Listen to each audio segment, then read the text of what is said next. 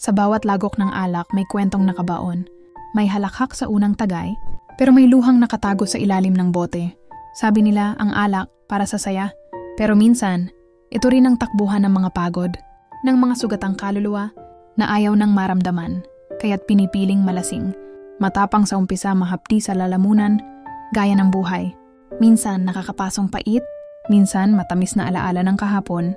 Habang tumatagal, humuhupa ang tapang, nagiging banayad gaya ng taong natutong. Magpatawad sa sarili. Pero tandaan, ang alak kapag sumobra sisira sa'yo.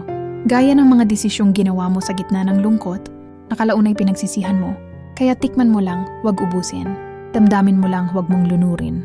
Sapagkat ang buhay tulad ng alak, mas masarap kapag dahan-dahan mong nilalasap, hindi minamadali, hindi tinitigang lunas sa sakit, kundi paalala na kahit mapait, may tamis pa ring natitira sa dulo ng baso.